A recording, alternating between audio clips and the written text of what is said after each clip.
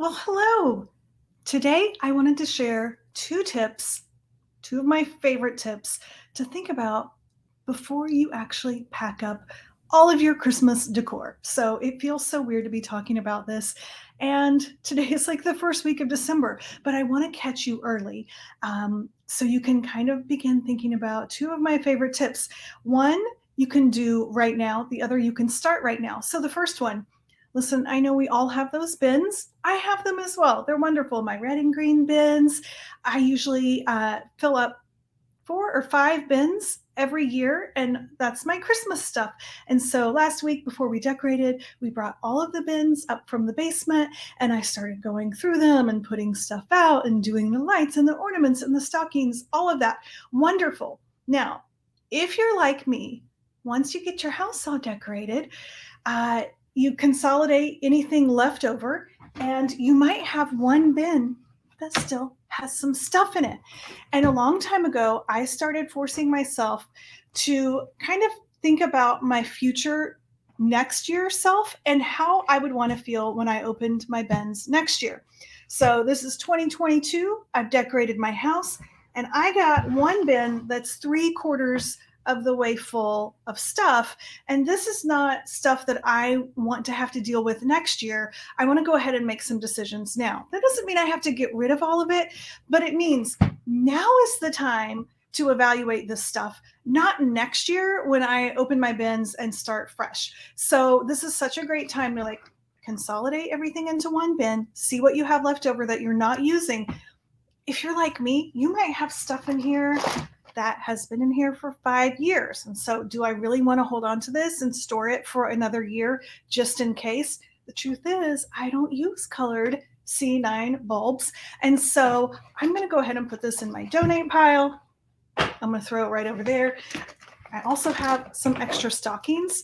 Now, I love using all different colored textured stockings, and we have 5 people in our family, and I already have my stockings up. So I do have 2 extras, but what I've learned is if I get rid of these, it's going to be tempting next year when I see a beautiful textured off-white stocking, because then I'll think, well, my boys, maybe some will get married next year. Maybe we'll decide to do a dog stocking. And so these actually prevent me from buying more. So I'm okay keeping my stockings next year.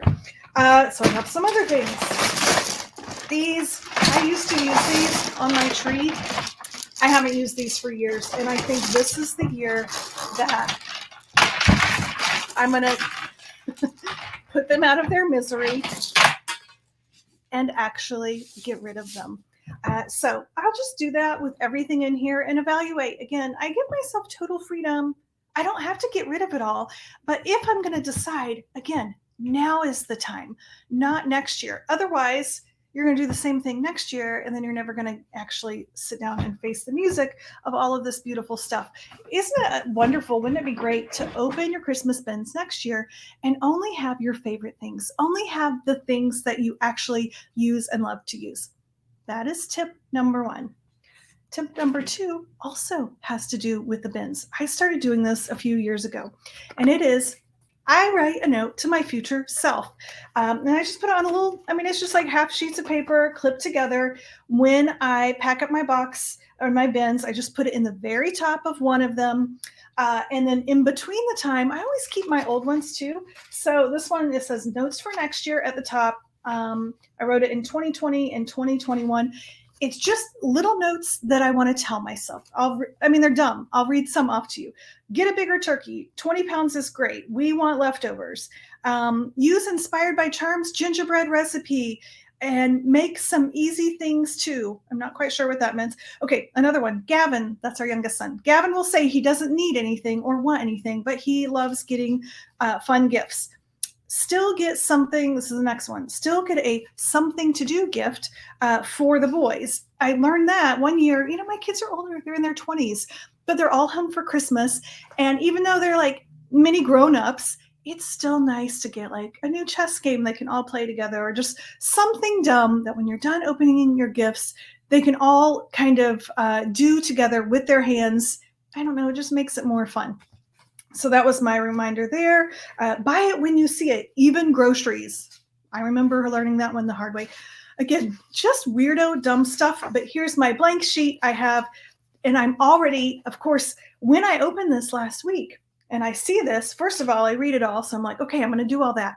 And now I know that I'm going to keep top of mind anything that I want to remind myself for next year. I can grab it out of the top of the bin or just, write it down at the end. So these are not life changing, but they sure are holiday simplifying, and they've helped me so much. I have lots of tips like this. I literally wrote the book on simple holidays.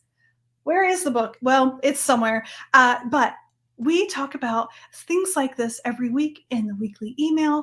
I have a private community where next week our entire topic is thinking about packing up for Christmas. We've got like 6 or 7 of these amazing tips that will kind of transform and simplify the way that you pack up for Christmas.